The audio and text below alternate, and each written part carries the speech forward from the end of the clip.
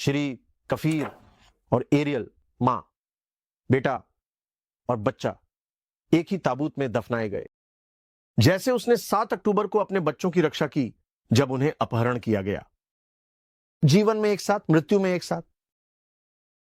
Israel से shalom, मैं हनान हनान हूं, मध्य पूर्व से दिल तोड़ने वाली नवीनतम जानकारी के साथ।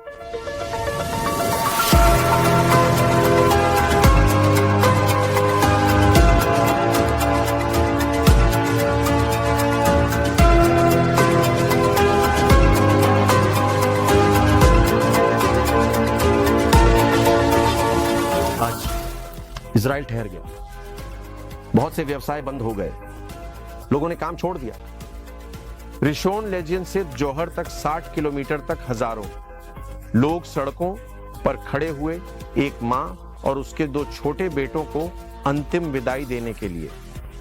एक बच्चा जो कभी अपने पहले शब्द नहीं कह सका, एक बच्चा जो कभी स्कूल नहीं जाएगा, एक मां जो कोशिश करते हुए मर गई। उनकी रक्षा करो। इस अंतिम संस्कार का बोझ बहुत भारी है। यह सिर्फ एक परिवार की मौत नहीं है, यह खुद मासूमियत का हत्या है। यह सिर्फ एक और अंतिम संस्कार नहीं था। आज अंतिम संस्कार में शामिल हुए एक व्यक्ति ने कहा कि वह इजराइल के पूर्व प्रधानमंत्री यित्जाक राबिन के अंतिम संस्कार में भी मौजूद थे, और आज अंतिम संस्कार में और भी लोग थे। यह अलग था। लोग पुलों पर खड़े थे, सड़कों के किनारे नारंगी गुब्बारे पकड़े हुए, छोटे एरियल और फियर के बालों का रंग। कुछ लोगों ने ऐसे संकेत पकड़े हुए थे जिन पर बस लिखा था माफ करना, उन्हें बचा ना पाने के लिए माफ करना, उन्हें जिंदा घर न ला पाने के लिए माफ करना। कोई राजनीतिक भाषण नहीं थे, बस दुख था। क्योंकि कौन से शब्द इस बात को समझा सकते हैं? एक बच्चा कॉफिन में कैसे पहुंचता है? और फिर यार्डेन है, वह पिता जो जीवित है, जो 1 साल से अधिक समय तक बंधक रहा और हाल ही में रिहा हुआ। वह पिता जो हमास की कैद से रिहा हुआ, केवल एक ऐसी जिंदगी में लौटने के लिए जो अब मौजूद नहीं है।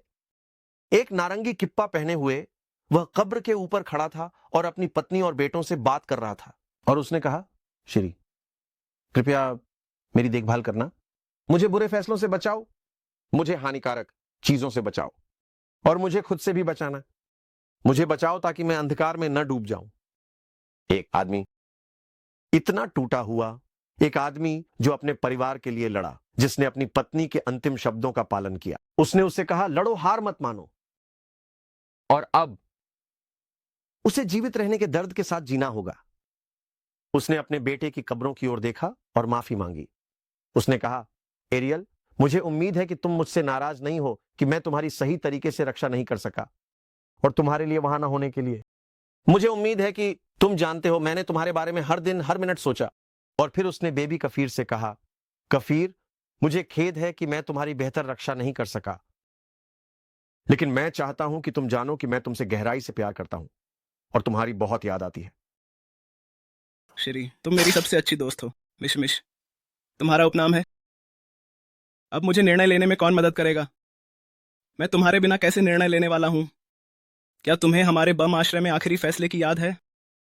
मैंने तुमसे पूछा, क्या हम लड़ते हैं या हार मान लेते हैं? तुमने मुझसे लड़ने के लिए कहा, इसलिए मैंने लड़ा। श्री, मुझे खेद है, मैं तुम्हारी रक्षा नहीं कर सका। काश मुझे पता होता कि क्या होने वाला है। मैं माता पिता नहीं बना होता। मैं तुम्हें यहाँ देश में और दुनिया भर में हो रही हर चीज़ के बारे में बताना चाहता हूँ। श्री, हर कोई हमें जानता है और हमसे प्यार करता है। तुम नहीं समझते कि यह सब कितना पागलपन है। श्री, लोग मुझसे कहते हैं कि वे हमेशा मेरे साथ रहेंगे, लेकिन वे तुम नहीं हैं। तो कृपया मेरे साथ रहो और दूर मत जाओ। श्री, ये सबसे करीब है। मैं तुम्हारे पास 10वें रास्ते से नहीं पहुंच सकता, और मैं तुम्हें चूम नहीं सकता या गले नहीं लगा सकता, और यह मुझे तोड़ देता है और तुम्हारी याद दिलाता है। श्री, कृपया मेरी देखभाल करो। मुझे बुरी फैसलों से सुरक्षित रखो, मुझे बुरी चीज़ों से सुरक्षित रखो, और मुझे खुद से सुरक्षित रखो। मुझे सुरक्षित रखो ताकि मैं अंधेरे में खो ना जाऊं। इस बात को समझने दो। एक पिता अपने ही बच्चे की कब्र के ऊपर खड़ा है, उन्हें बचा ना पाने के लिए माफी मांग रहा है। यह वह कीमत है जो हम हमास को अस्तित्व में रहने देने के लिए चुकाते हैं। मैं तुमसे पूछता हूं, यार्डेन के लिए प्रार्थना करो। उसका युद्ध तब खत्म नहीं हुआ जब उसे आजाद किया गया। उसका युद्ध अब अपने परिवार के बिना एक दुनिया में सांस लेना सीख रहा है। और मुझे एक बात स्पष्ट कर लेने दो, ये एक बात बहुत स्पष्ट है अगर तुमने इस विवरण को मिस किया। श्री एरियल और कफीर को इजरायली हवाई हमले में नहीं मारा गया, जैसे हमास ने झूठ बोला और उनके प्रचार कार्यकर्ताओं ने भी इसके बारे में झूठ बोला। आतंकवादियों ने उन्हें अपने नंगे हाथों से मारा। फॉरेंसिक जांच ने इसकी पुष्टि की। कोई गोलियां नहीं, कोई मिसाइलें नहीं, सिर्फ हाथ। और हमास ने इसे छुपाने की कोशिश की। सोचो उस तरह के बुरेपन के बारे में, ये जो एक मां और उसके 2 बच्चों को ले जाता है और उन्हें नंगे हाथों से मार डालता है। इस स्तर की क्रूरता हॉरर फिल्मों में होती है और असलियत में नहीं। और फिर भी कुछ पागल हमास समर्थक हैं जो उनकी मौतों का जश्न मना रहे हैं। हां, तुमने मुझे सही सुना। जब इजराइल शोक मना रहा है, जब सैकड़ों हजार लोग एक मां और उसके बच्चों के लिए रो रहे हैं, तब आज कुछ प्रो पैलेस्टाइन रैलियां हो रही हैं जहां लोग वही पैलेस्टाइन के झंडे लहराते हैं जो हमास लहराता है। यह तुम्हें उनके बारे में क्या बताता है? यह तुम्हें बताता है कि उन्हें मानवाधिकारों की परवाह नहीं है, उन्हें बच्चों की परवाह नहीं है, उन्हें शांति की परवाह नहीं है, उन्हें इस बात की परवाह है कि इजराइल को दुख उठाना पड़े। मुझे तुम्हें यह बताने दो, अगर तुम दावा करते हो मानवता और मानवाधिकारों का समर्थन करने के लिए इजरायली मानवों के अधिकारों को छोड़कर, तो तुम मानवाधिकारों के लिए खड़े नहीं हो, तुम नफरत के लिए खड़े हो।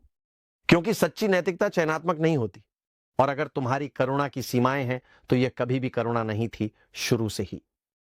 तुम खुद को मानवाधिकार कार्यकर्ता नहीं कह सकते जब लोग वही झंडा लहराते और गाते हैं जो हमास अपने मंच समारोहों में लहराता है, जहां वे बंधकों को रिहा करते हैं, भुखमरी के बाद होलोकॉस्ट के बचे हुए लोगों की तरह दिख रहे हैं।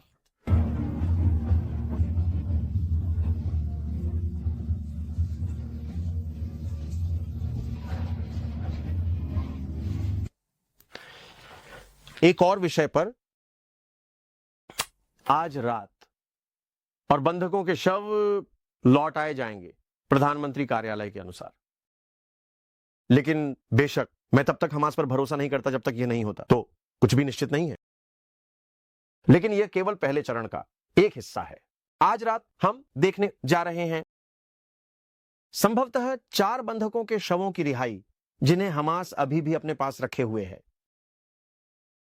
और इजराइल ने मांग की कि उन्हें बिना किसी समारोह, बिना किसी मजाक के, जैसे हमास ने अन्य समारोहों में किया, रिहा किया जाए। लेकिन इसका मतलब है और भी दिल तोड़ने वाले अंतिम संस्कार आ रहे हैं, और अधिक माता पिता को अपने बच्चों को दफनाना पड़ेगा, और अधिक बच्चे अपने माता पिता के बिना बड़े होंगे। और हमास, उन्हें परवाह नहीं है, उन्होंने कभी नहीं किया। उन्होंने इन शवों को महीनों तक अपने पास रखा, उन्हें लौटाने से इनकार कर दिया। उन्होंने पहले गलत शव भी भेजा जब उन्होंने बिबास परिवार के उन शवों को रिहा किया। कितना क्रूर! उन्हें ऐसा करने के लिए मजबूर होना पड़ा। यह बस पागलपन है। और इस आतंक से सीखने के लिए केवल एक ही सबक है। जब हम अपने लोगों को घर इजराइल वापस लाएंगे तो हमास को खत्म करना होगा, न कि उनके साथ बातचीत की जाए, न कि उन्हें एक और मौका दिया जाए। हम उन्हें एक और मौका नहीं दे सकते कि वे फिर से 7 अक्टूबर जैसा कुछ करें, जैसे कि उन्होंने बार बार वादा किया। कोई मौका नहीं। दोस्तों, मैं जानता हूं कि यह हम सभी के लिए एक बहुत ही दर्दनाक दिन है, लेकिन मैं हमेशा उस उम्मीद को खोजने की कोशिश करता हूं जिस पर हम टिके रहते हैं। वही उम्मीद जो हमें मानसिक रूप से स्थिर रखती है, वही उम्मीद जिसने इजराइल को पीढ़ियों से जीवित रखा, और यह विश्वास की शक्ति। और अगर इस आतंक के दिन में कोई उम्मीद है, यह यही है। इजराइल एकजुट है, न कोई बाएं, न कोई दाएं, न कोई धार्मिक, न कोई धर्मनिरपेक्ष, बस एक राष्ट्र, एक साथ खड़े होकर, साथ में रोते हुए। हमारी गहरी पीड़ा के बावजूद हम एक साथ खड़े हैं। यहां तक कि जब हम अपने बच्चों को दफनाते हैं, हम एक दूसरे का सहारा लेते हैं। यह ऐसी चीज है जिसे हमारे दुश्मन कभी नहीं समझेंगे।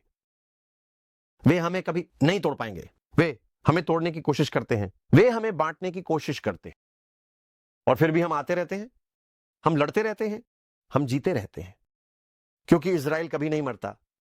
हम बीबस परिवार को अपने दिलों में रखते हैं, न केवल पीड़ितों के रूप में, बल्कि यह याद दिलाने के लिए कि हम क्यों लड़ते हैं। मई उनकी यादें एक आशीर्वाद बने और न्याय जल्दी आए। मैं आप सभी से अनुरोध करता हूं कि कृपया इस वीडियो को उनकी याद में साझा करें, लोगों को एक साथ एकजुट होने दें। शोक में उनकी हत्या, हम एक दिल टूटे हुए राष्ट्र हैं, लेकिन हम हमेशा एकता में खड़े रहें, आने वाली पीढ़ियों के लिए, हमारे बच्चों के लिए। आपकी प्रार्थनाओं के लिए बहुत बहुत धन्यवाद, आपके समर्थन के लिए। आज हमें अपने दोस्तों की पहले से ज्यादा जरूरत है।